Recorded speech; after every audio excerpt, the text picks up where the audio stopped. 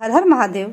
भक्तों, जय सियाराम। सर्वप्रथम प्रभु श्री हरि के श्री चरणों में प्रणाम करते हैं। माता हरिप्रिया के श्री चरणों में प्रणाम करते हुए हम सभी इस वीडियो में अधिक मास में कृष्ण पक्ष की एकादशी, जिसे हम परमा एकादशी, पुरुषोत्तमी एकादशी के नाम से जानते हैं, उसकी कथा श्रवण करने जा रहे हैं। एकादशी इस वर्ष हम सभी 12 अगस्त के दिन सेलिब्रेट कर रहे हैं। 12 अगस्त को दिन है शनिवार का। इस दिन आपको एकादशी का व्रत धारण करना है। कुछ लोग कंफ्यूज भी हैं कि एकादशी का व्रत किस दिन है, 11 अगस्त या 12 अगस्त। 11 अगस्त को सुबह 5:06 पे एकादशी तिथि प्रारंभ हो रही है और 12 अगस्त को सुबह 6:31 पे समाप्त होगी।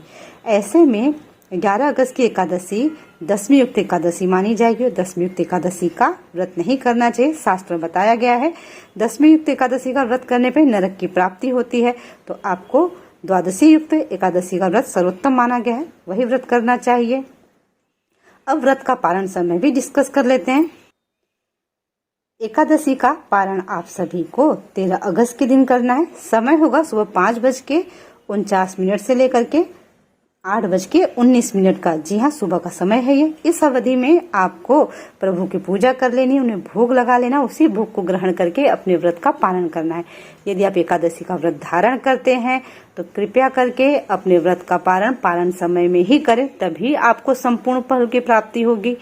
एक बात और, एकादशी के दिन स्नान का भी बहुत महत्व होता है। सूर्योदय से पूर्व आपको स्नान करना चाहिए। स्नान के जल में आप चाहे तो आंवले का फल मिला लें या फिर आप तुलसी दल डालकर स्नान करें, परंतु जो जल है उसको आप एक दिन पूर्व रात में ही आंवला डाल के तुलसी दल डाल करके किसी पात्र में रख देंगे और दूसरे दिन नहाने के पानी में मिला लेंगे, क्योंकि आंवला तुलसी दल बाथरूम में नालियों में बह करके नहीं जाए, ये आपकी रिस्पॉन्सिबिलिटी बनती है। अब हम कथा श्रवण करते हैं प्रभु की। 1 सेकेंड के लिए प्रभु का नाम संकीर्तन कर लेते हैं। हरि शरणम श्री हरि शरणम, हरि शरणम श्री हरि शरणम। बोले वृंदावन बिहारी लाल की जय, राधा रमण भगवान की जय। अथ परमा एकादशी महात्मा। श्री युधिष्ठिर बोले कि हे जनार्दन, अब आप अधिक मास की कृष्ण पक्षी एकादशी का नाम तथा उसके व्रत की विधि बतलाइए। श्री कृष्ण बोले, हे राजन, इस एकादशी का नाम परमा है। इसके व्रत से समस्त पाप नष्ट होकर इस लोक में तथा परलोक में मुक्ति मिलती है। इसका व्रत पूर्वोक्त विधि से करना चाहिए और भगवान नरोत्तम की धूप, दीप, नैवेद्य, पुष्प आदि से पूजा करनी चाहिए। इस एकादशी के विषय की एक मनोहर कथा जो कि महर्षियों के साथ काम्पिल नगरी में हुई थी, मैं कहता हूँ, आप ध्यानपूर्वक श्रवण कीजिए। काम्पिल्य नगर में सुमेधा नाम का एक ब्राह्मण रहता था। इसकी स्त्री पवित्रता, अत्यंत पवित्र तथा पवित्रता थी। वह किसी पूर्व जन्म के कारण अत्यंत दरिद्र थी। उसे भिक्षा मांगने पर भी भिक्षा नहीं मिलती थी। वह सदैव वस्त्रों से रहित होते हुए भी अपने पति की सेवा करती रहती थी। वह अतिथि को अन्न देकर स्वयं भूखी रहती थी और पति से कभी किसी वस्तु की जिद नहीं करती थी। जब ऋषि सुमेधा जी ने अपनी स्त्री को अत्यंत दुर्बल देखा तो बोले कि हे प्रिय, जब मैं धनवानों से धन मांगता हूँ तो वह मुझे कुछ भी नहीं देते हैं। गृहस्थी केवल धन से चलती है, अब मैं क्या करूँ? इसलिए यदि तुम्हारी राय हो तो मैं परदेश में जाकर उद्यम करूँ। इस पर उनकी स्त्री विनीत भाव से बोली कि पतिदेव, पति अच्छा या बुरा जो कुछ भी कहे, पत्नी को वही करना चाहिए। पूर्व जन्म में जो मनुष्य विद्या और भूमि दान करते हैं उन्हें ही इस जन्म में विद्या और भूमि मिलती है। यदि कोई मनुष्य दान नहीं करता तो भगवान उसे केवल अन्न ही देते हैं। मैं आपका वियोग नहीं सह सकती। पति रहित स्त्री की संसार में माता, पिता, भ्राता, ससुर एवं संबंधी आदि भी निंदा करने लगते हैं, इसलिए आपको इस स्थान पर रहना चाहिए। एक समय कौंडिन्य मुनि उस जगह आए। उनको आगते देखकर ऋषि सुमेधा और उनकी स्त्री ने उन्हें प्रणाम किया और बोले, हम आज धन्य हैं, आज हमारा जीवन आपके दर्शन से सफल हुआ। उन्होंने उनको आसन तथा भोजन दिया। भोजन देने के पश्चात पवित्रता बोली कि हे मुनि, आप मुझे दरिद्रता का नाश करने का उपाय बतलाइए। मैंने अपने पति को परदेश में धन कमाने जाने से रोका है। मेरे भाग्य से आप आ गए हैं। मुझे पूर्ण निश्चय है कि अब मेरी दरिद्रता शीघ्र ही नष्ट हो जाएगी। अतः आप हमारी दरिद्रता नष्ट करने के लिए किसी व्रत को बतलाइए।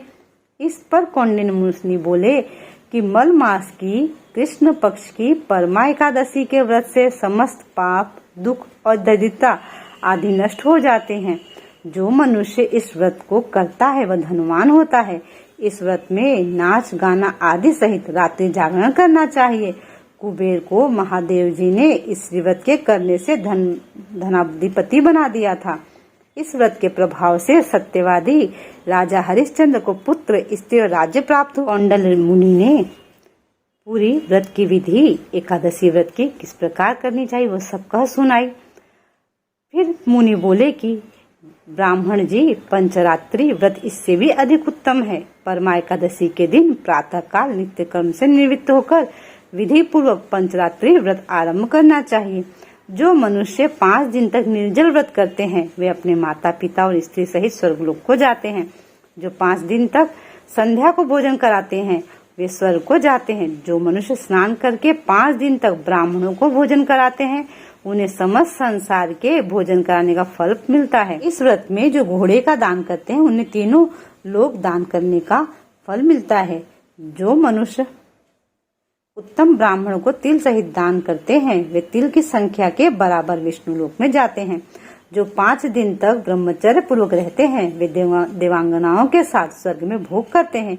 हे पवित्रे, तुम अपने पति के साथ इस व्रत को करने से तुम्हें सिद्धि प्राप्त होगी और अंत में स्वर्ग को जाओगी।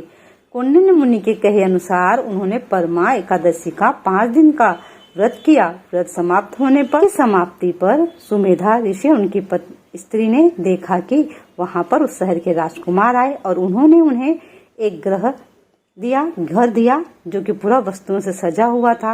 राजकुमार ने उन्हें 1 ग्राम देकर अपने महल को चले गए। दोनों इस व्रत के प्रभाव से इस लोक में अनंत सुख भोगकर अंत में स्वर्गलोक को गए। श्री कृष्ण बोले कि हे राजन, जो मनुष्य परमा एकादशी का व्रत करता है उसे समस्त तीर्थों, दानों आदि का फल मिलता है।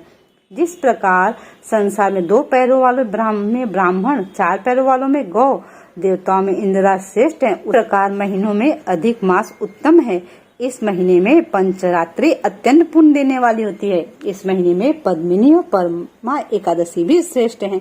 उनके व्रत से समस्त पाप छीन हो जाते हैं। दुर्बल मनुष्य को एक व्रत जरूर करना चाहिए। जो मनुष्य अधिक मास, स्नान तथा एकादशी व्रत नहीं करते हैं उन्हें आत्मघात का पाप लगता है। यह मनुष्य योनि बड़े पुण्यों से मिलती है, इसलिए मनुष्य को एकादशी का व्रत अवश्य करना चाहिए। हे युधिष्ठिर, जो आपने मुझसे पूछा था कि एकादशी के विषय में बतलाइए, सो मैंने आपको बतला दिया। अब आप इसका व्रत भक्ति पूर्वक कीजिए। जो मनुष्य अधिक मास परमा एकादशी का व्रत करते हैं वे स्वर्गलोक में जाकर इंद्र के समान सुखों को भोगते हुए तीनों लोकों में वंदनीय होते हैं। इति एकादशी व्रत महात्म्य कथा समाप्तम। बोलिए भक्तवत्सल भगवान की जय, भक्तम्बरीश महाराज की जय, एकादशी माता की जय, सभी भक्तों की जय। जय जय श्री राधे, जय जय श्री राधे, जय जय श्री राधे श्याम।